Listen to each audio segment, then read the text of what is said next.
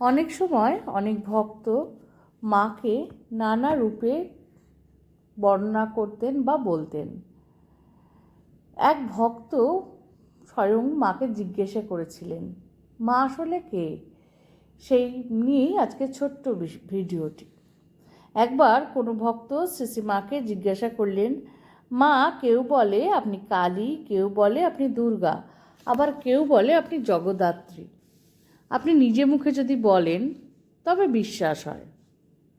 শ্রী মা বলিলেন, হ্যাঁ বাবা, যে যা বলে তাই।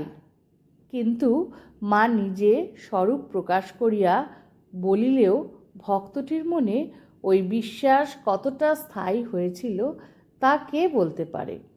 কারণ ভস্মাচ্ছাদিত বহ্নি যেমন সময়ে সময়ে বায়ুযোগে উজ্জ্বল হয়ে ওঠে, আবার ভস্মে স্তূপে চাপা পড়িয়া যায়, তেমনি মায়ের ঐশ্বরিক ভাব সময়ে সময়ে প্রকাশ হয়ে পড়িলেও মা পরক্ষণেই সেই ভাব সম্বরণ করিয়া লইতেন। কি সুন্দর উপমা! বলছে, ছাই চাপা আগুন যেমন হাওয়ার টানে হঠাৎ হঠাৎ জ্বলে ওঠে, মাও ঠিক তেমনই। মার নিজের স্বমহিমা বা স্বরূপ থেকে থেকে প্রজ্বলিত হতো, আবার মা তা সংবরণও করে নিতেন নিজের ইচ্ছাতেই।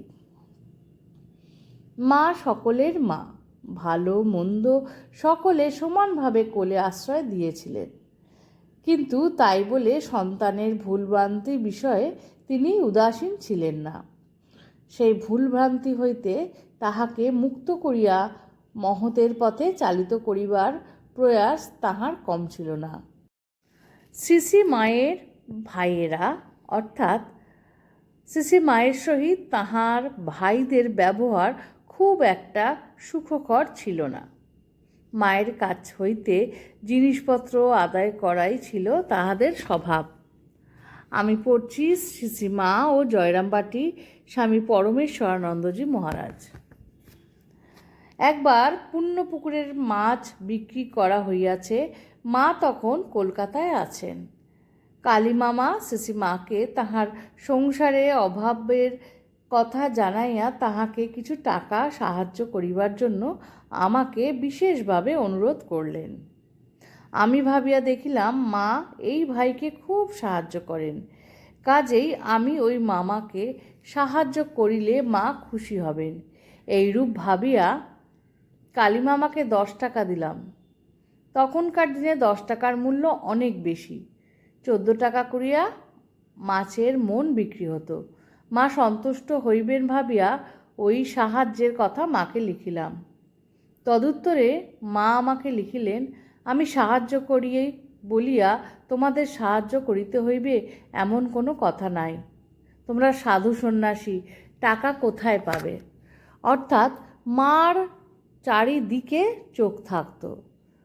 কার কতটা দেওয়া দরকার বা কাকে কত দূর যেতে হবে তা মাই লক্ষ্য রাখতেন এবং ঠিক করে দিতেন।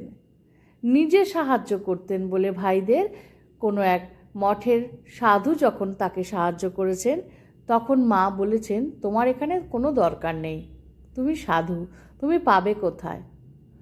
অর্থাৎ মার ছিল কড়া শাসন। মা যখন জগতের রক্ষা করতি, তাকে তো কড়া হতেই হবে, কারণ তাকে সব রকমের মানুষ নিয়ে চলতে হতো, এখনও চলতে হচ্ছে। ছোট্ট ভিডিওটা আশা করি ভালো লেগেছে। মার স্নেহ, মার শাসন সব কিছুই তো আমাদের মাথার উপর থাকবে।